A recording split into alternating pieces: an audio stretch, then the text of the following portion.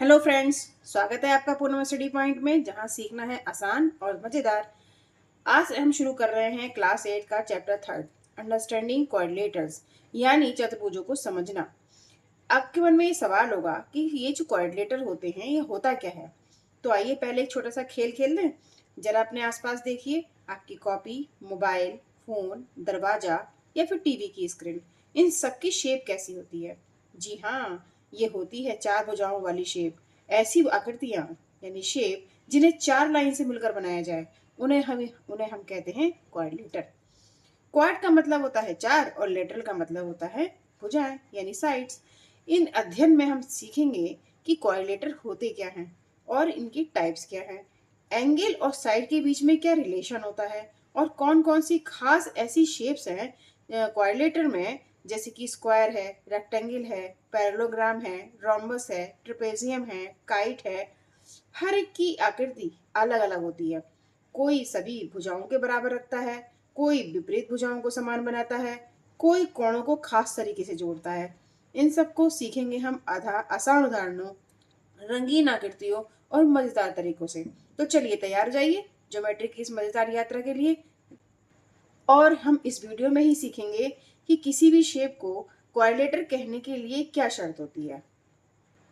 अगर वीडियो पसंद आए तो लाइक, शेयर और सब्सक्राइब जरूर कर लेना, और बेल आइकन दबाना ही नहीं भूलना, ताकि अगला जो ज्ञानवर्धक वीडियो है वो आपको पहले पहुंच जाए। ठीक है, ओके। तो आइए अब हम सीखेंगे यहाँ पर चैप्टर थर्ड एक्सरसाइज 3.1 में अंडरस्टैंडिंग क्वाड्रिलेटर, यानी कि हमें चतुर्भुजों को समझना है। इस एक्सरसाइज में हम सीखेंगे पॉलीगन के बारे में, इसके साइड्स, एंगल्स और जो डायगोनल्स होते हैं उनकी उनसे जुड़ी जितनी भी जानकारी है वो यहाँ पर आपको मैं दूंगी। तो देखिए यहाँ पर हम सीखेंगे कि पॉलीगन्स क्या होते हैं।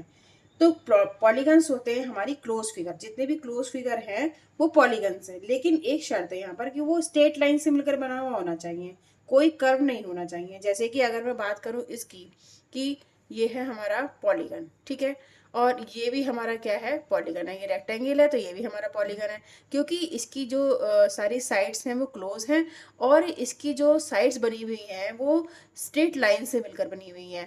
लेकिन अगर जब मैं बात करूंगी यहाँ पर इसकी, सर्किल की, तो ये क्लोज तो है लेकिन ये स्ट्रेट लाइन से मिलकर बनी हुई नहीं है, इसलिए ये पॉलीगन में नहीं आता है। ठीक है, तो पॉलीगन के बारे में आप तो इजीली समझ गए होंगे। इसी में ही हमारा नेक्स्ट टॉपिक आता है नेम ऑफ पॉलीगन। तो देखिए, इन हमारे जो पॉलीगन होते हैं उसको हम किसी न किसी नाम से जानते हैं। जैसे कि अगर किसी भी पॉलीगन की थ्री साइड्स हैं, जैसे कि ट्रायंगल की मैं बात करूं, ठीक है, थ्री साइड्स हैं इसकी, तो ये हमारा कहलाता है ट्रायंगल। लेकिन अगर फोर साइड हों, जैसे कि मैं स्क्वायर की बात करूं या फिर मैं रेक्टेंगल की बात करूं, तो ये हमारा कहलाता है क्वाड्रिलेटर। अगर यहाँ पर फाइव साइड का आता है कोई भी पॉलीगन, तो वो पेंटागन कहलाता है। अब फाइव साइड वाला कैसे बनेगा, यहाँ पर वो one, two, three, four, five, ये पेंटागन हो गया हमारा। हेक्सागन में कौन सी कितनी साइड्स होती हैं, सिक्स। ठीक है, तो अगर सिक्स साइड की बात करेंगे तो ये हो जाएगा हमारा हेक्सागन। अब हेक्सागन बनाने के देखो, one, two, three, four, five, six, ये हेक्सागन बन गया हमारा। अब हेप्टागन, इस तरीके से अगर सेवन साइड्स होती हैं तो हेप्टागन बन जाता है, और एट साइड्स होती हैं किसी भी पॉलीगन की तो वो ऑक्टागन कहलाता है। तो इस तरीके से हमने पॉलीगन के नेम रख रखे हैं। नेक्स्ट इसी में हमारा टॉपिक है रेगुलर पॉलीगन का। तो रेगुलर पॉलीगन कौन से होते हैं, यहाँ पर ये लिखा है all angles equal and all sides equal. That means कि वह पॉलीगन जिसकी एंगल इक्वल होते हैं और आपस में साइड्स भी इक्वल होती हैं। जैसे कि अगर मैं स्क्वायर की बात करूँ, हमारे पास ये स्क्वायर है, ठीक है, तो हमें पता है कि स्क्वायर की सारी साइड्स क्या होती है, इक्वल ही होती हैं। और हमें ये भी पता है कि इसका जो एंगल होता है वो 90 डिग्री का एंगल बनाते हैं। सारे कॉर्नर जो वर्टिसेस हैं वो 90 डिग्री का एंगल बनाते हैं। तो यहाँ पर इसका मतलब ये हुआ कि जो स्क्वायर है वो हमारा कौन सा पॉलीगन है, रेगुलर पॉलीगन कहलाएगा। ठीक है, लेकिन यही हम अगर रेक्टेंगल की बात करते हैं तो वो रेगुलर पॉलीगन में नहीं कहलाएगा। वो क्यों, क्योंकि जो उसकी सारी जो एंगल हैं वो तो होते हैं। देखो यहाँ पर हम समझें, अगर हमारा ये रेक्टेंगल है तो इसके एंगल तो 90 डिग्री के होंगे, लेकिन इसकी साइड्स इक्वल नहीं होगी। ये वाली दोनों साइड एक दूसरे के इक्वल होंगी, और ये दोनों साइड इस वाली साइड के इक्वल होगा, इसलिए ये हमारा रेगुलर पॉलीगन में नहीं आएगा। लेकिन अगर इक्विलेटरल ट्रायंगल की बात अगर हम करते हैं तो वो हमारा रेगुलर पॉलीगन में हो जाएगा। क्यों, क्योंकि जो इक्विलेटरल ट्रायंगल होता है उसमें सारी साइड भी इक्वल होती हैं और उनके एंगल भी इक्वल होते हैं। तो ये हमारा रेगुलर पॉलीगन में आ गया। तो अब आप समझ गए होंगे कि रेगुलर पॉलीगन्स कौन से होते हैं। चलिए अब स्टार्ट करते हैं हम एक्सरसाइज 3.1। इसमें हमारे कुछ फिगर दी गई हैं। इन फिगर को हमें पहचानना है कि ये कौन सी फिगर है, सिंपल कर्व है, सिंपल क्लोज कर्व है, या फिर पॉलीगन है, या कॉन्वेक्स पॉलीगन है, कॉनकेव पॉलीगन है। हमें ये बताना है कि कौन कौन सी फिगर इसमें किससे रिलेटेड करती हैं। ठीक है, तो यहाँ पर हम सबसे पहले देखते हैं फर्स्ट फिगर को। हमारी ये जो फिगर है ये हमारी आती है सिंपल कर्व में। क्यों आती है? क्योंकि सिंपल कर्व की हमें डेफिनेशन ये पता है कि जो हमारा कर्व बनता है, अगर हम इसको बिना पेंसिल उठाए इसको हम इजीली बना सकते हैं। इसको भी हम बिना पेंसिल उठाए इजीली बना सकते हैं। लेकिन इस फिगर को बनाने के लिए हमें अपनी पेंसिल को उठाना होगा। इसको भी बनाने के लिए हमें पेंसिल को उठाना होगा। और ये वाली भी क्या है, हम बिना पेंसिल उठाए बना सकते हैं, ये भी बना सकते हैं, ये भी बना सकते हैं, लेकिन ये नहीं बना सकते। तो कौन कौन सी इसमें ऐसी है फिगर जो सिंपल कर्व के अंडर में आती हैं? तो देखिए यहाँ पर हमारा जो क्वेश्चन का आंसर होगा वो कौन कौन सा होगा। जो फिगर फर्स्ट है ये हमारी सिंपल कर्व में आ गई, फिगर सेकंड भी सिंपल कर्व में आ गई, और इसमें हमारी फिगर 5 भी हमारी सिंपल कर्व में आ गई, और हमारी 6 भी सिंपल कर्व में आ गई क्योंकि इसको भी हम बिना पेंसिल उठाए बना पा रहे हैं। 7 भी हमारी सिंपल कर्व में आ गई, ये भी हम बिना पेंसिल उठाए बना पा रहे हैं। लेकिन 8 वाली जो फिगर है इसको हम बिना पेंसिल उठाए नहीं बना सकते, तो इसलिए सिंपल कर्व में नहीं आएगी। अब हमारा जो नेक्स्ट है इसमें simple close curve. Simple close curve कैसे निकालेंगे हम? तो नेक्स्ट हमें बताना है सिंपल क्लोज कर्व। तो सिंपल क्लोज कर्व में की क्या डेफिनेशन है कि वो कहीं पर इंटरेक्ट ना करे। ठीक है, एक दूसरी लाइन एक दूसरे को काटे ना। तो यहाँ पर कौन कौन सी फिगर ऐसी हैं जो सिंपल क्लोज कर्व को दिखाती है? यहाँ पर देखिए, जिस पॉइंट से चली थी उस पॉइंट को ही उसी पॉइंट पर ये पहुंच रही है, तो ये सिंपल क्लोज कर्व है। दूसरा, ये एक दूसरे को काट भी नहीं रही है। सिमिलरली ये भी एक दूसरे को कोई भी लाइन नहीं काट रही है। ठीक है, और ये तो लूप में है, इसमें लाइनिंग नहीं है इसलिए ये नहीं माना जाएगा। ये काट रही है किसी ना किसी पॉइंट पर, तो ये भी हमारा सिंपल क्लोज कर्व में नहीं आएगा। और ये हमारा सिंपल क्लोज कर्व में आएगा क्योंकि क्या है कि जिस पॉइंट से हम चल रहे हैं उसी पॉइंट पे हम वापस आ जा रहे हैं। दूसरी कंडीशन ये है कि हम यहाँ पर देख रहे हैं कि ये कहीं पर भी एक दूसरे को कोई भी काट नहीं रहा है, और वही कंडीशन 6 वाले में है, वही कंडीशन 7th वाले में है। तो हमारा 1 2 5 और 6 7 ये जो फिगर है वो सिंपल क्लोज कर्व को रिप्रेजेंट कर रहा है। अब हमारा टॉप दूसरा हमें दिखाना है पॉलीगन को। तो पॉलीगन की डेफिनेशन पहले आपको पता होनी चाहिए।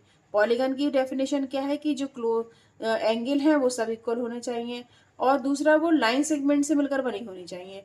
तो जो यहाँ पर ये आपको फिगर दिखाई दे रही है और ये जो फिगर दिखाई दे रही है ये लाइन सेगमेंट से मिलकर बनी हुई है ना, और ये क्लोज भी है। तो ये हमारी कहलाएगी क्या? पॉलीगन कहलाएगी। ठीक है, और देखिए यहाँ पर जो कॉन्वेक्स पॉलीगन है वो कौन सा होगा फिर? नेक्स्ट हमें यहाँ पर फाइंड करना है कॉनकेव पॉलीगन को और कॉन्वेक्स पॉलीगन को। तो सबसे पहले आपको डेफिनेशन पता होनी चाहिए कॉनकेव पॉलीगन की और कॉन्वेक्स पॉलीगन की।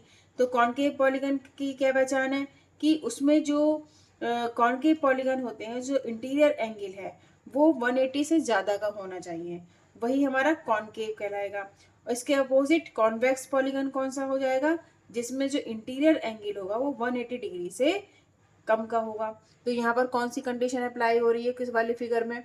जो हमारा कॉन्वेक्स पॉलीगन है वो 2 है, क्योंकि यहाँ हम देख रहे हैं कि 180 से लेस है। यहाँ पर जो एंगल है वो 180 से लेस है, इसलिए यहाँ पर ये हमारा कॉन्वेक्स पॉलीगन हो जाएगा। और कॉनकेव पॉलीगन हमारी 1 फिगर है, इसलिए क्योंकि यहाँ पर जो एक एंगल है वो 180 से ज़्यादा का होगा। आप यहाँ पर ये देख रहे हो, ये वाला जो एंगल है वो 180 डिग्री का बनाएगा इंटीरियर वाला। ठीक है, तो ये हमारा जो कॉनकेव हो गया वो 1 हो गया, 1 फिगर है, और जो कॉन्वेक्स है वो 2 फिगर है। तो ये क्वेश्चन तो हो गया कंप्लीट। नेक्स्ट क्वेश्चन देखते हैं। इसमें हमारा नेक्स्ट क्वेश्चन आता है क्वेश्चन नंबर 2 कि how many diagonal does each of the following. आपको डायगोनल बताना है कि कितने बनेंगे। अगर हमारे पास कॉन्वेक्स क्वाड्रिलेटर है तो सबसे पहले हम कॉन्वेक्स क्वाड्रिलेटर बनाते हैं यहाँ पर और देखते हैं कि उसके डायगोनल कितने बनेंगे। तो कॉन्वेक्स का आपको पता है कि हमारे जो एंगल होता है 180 से लेस होता है। तो देखिए हमने एक डायगोनल बनाया है, हमने एक कॉन्वेक्स क्वाड्रिलेटर बनाया है। तो कॉन्वेक्स क्वाड्रिलेटर बनाएंगे तो देखिए यहाँ पर हम किस तरीके से बनाएंगे। मान लीजिए हमने ये कॉन्वेक्स क्वाड्रिलेटर बना दिया। अब आप देखिए यहाँ पर डायगोनल कैसे बनेंगे। डायगोनल आपको पता है कि क्या होते हैं, जो 2 पॉइंट्स को काटते हैं एक दूसरे को, कॉर्नर कॉर्नर सामने सामने। तो ये अगर मैं यहाँ पर एक डायगोनल बना दूंगी और एक ये डायगोनल बना दूंगी, तो और भी कोई ऐसा वर्टेक्स है जहाँ पर हम मिला सकते हैं? नहीं मिला सकते। तो यहाँ पर आप देख रहे हो कि यहाँ पर 2 डायगोनल बन रहे हैं, एक ये वाला डायगोनल बन रहा है और एक ये वाला डायगोनल बन रहा है। तो यहाँ पर कॉन्वेक्स जो क्वाड्रिलेटर होता है उसमें 2 डायगोनल बनाए जा सकते हैं। इसी में हमारा सेकंड पॉइंट आता है पॉइंट बी। इसमें बताना है देयर आर, हमारे पास क्वेश्चन है रेगुलर हेक्सागन का। तो सबसे पहले आप बनाइए रेगुलर हेक्सागन। अब रेगुलर हेक्सागन कैसे बनाते हैं? दैट रेगुलर से आपको पता है कि जो सारी साइड्स हैं और सारे एंगल हैं वो इक्वल होने चाहिए, और हेक्सागन से आपको पता है कि साइड कितनी होनी चाहिए, 6 होनी चाहिए। तो मैंने ये बनाया है कि 6 साइड है। देखो 1 2 3 4 5 6 साइड है, इसलिए ये क्या हो गया, हेक्सागन हो गया। और रेगुलर क्यों हुआ? क्योंकि इसकी सारे जो एंगल हैं वो इक्वल इक्वल हैं। अब ये हमारे पास जो मिला है हमें रेगुलर हेक्सागन, इसमें हमें बताना है कि डायगोनल कितने बनेंगे। तो देखो एक कॉर्नर से दूसरे कॉर्नर को मिलाते जाइए और आप देख लीजिए कि कितने डायगोनल बनेंगे। तो इस अगर मैं इस पॉइंट से, देखिए मैं इसको इस पॉइंट से मिलाती हूँ और इस पॉइंट से मिलाती हूँ, तो ये हमारा कितने डायगोनल बन गए, 2 डायगोनल बन गए। अब इससे इसको मिलाते हैं तो 3 डायगोनल बन गए। सिमिलरली अगर हम इससे इसको मिलाते हैं तो भी क्या बन गए, यहाँ पे 6 डायगोनल बन गए। और हमारा कौन सा वाला डायगोनल बनेगा, इससे इस वाले डायगोनल से आप इस डायगोनल को मिला दीजिए, तो ये क्या हो जाएगा, हमारा 7 हो जाएगा। इस डायगोनल से इस पॉइंट से इस पॉइंट को मिला दीजिए, एक डायगोनल ये बन जाएगा, 8 हो जाएगा। और कौन से बनेंगे यहाँ पर आप देखिए, आप यहाँ पर देख सकते हैं एक डायगोनल हमारा बनेगा इस पॉइंट से इस पॉइंट को मिलाने से। तो इस तरीके से हमारे टोटल कितने डायगोनल हो गए, 9 डायगोनल हो गए यहाँ पर। तो इसका मतलब है कि जो रेगुलर हेक्सागन बनेगा उसमें 9 डायगोनल बनाए जा सकते हैं। नेक्स्ट क्वेश्चन देखेंगे हम। सी पॉइंट है इसमें ट्राइंगल के बारे में। तो इसमें हमें बताना है कितने डायगोनल बनाए जा सकते हैं। तो सबसे पहले हम ट्राइंगल बना के देखते हैं। यहाँ पर हमने ट्राइंगल बनाया। अब आप देखो कितने डायगोनल बना सकते हो। तो आप देख रहे हो कि कोई भी कॉर्नर से किसी भी कॉर्नर से हम किसी भी कॉर्नर को मिला नहीं पा रहे हैं। नहीं मिला पा रहे हैं इसका मतलब हम कोई भी डायगोनल बना ही नहीं पाएंगे। और जब नहीं बना पाएंगे, देखो अगर मैं इस पॉइंट से यहाँ डालती हूँ तो ये मिड पे पड़ता है, कॉर्नर पर नहीं पड़ता, यानी इस तरीके से कॉर्नर पर नहीं पड़ता, वर्टेक्स पर नहीं पड़ता। इसलिए यहाँ पर हम कोई भी डायगोनल नहीं बना सकते। तो हम कह सकते हैं यहाँ, ए triangle does not have any diagonal in it. Okay, question number ये सेकंड हमारा कंप्लीट हो गया। क्वेश्चन नंबर थर्ड पे चलेंगे हम। तो इस तरीके से हमने यहाँ पर क्वेश्चन नंबर 2 कंप्लीट कर लिया। नेक्स्ट वीडियो में नेक्स्ट क्वेश्चन करेंगे। तब तक के लिए आप इन क्वेश्चंस की प्रैक्टिस करिए और पूनम स्टडी पॉइंट को सब्सक्राइब कर लीजिए, ताकि आपको अगला नोटिफिकेशन टाइम टू टाइम मिल जाए। और सब्सक्राइब तो आपको करना ही है। Thank you very much.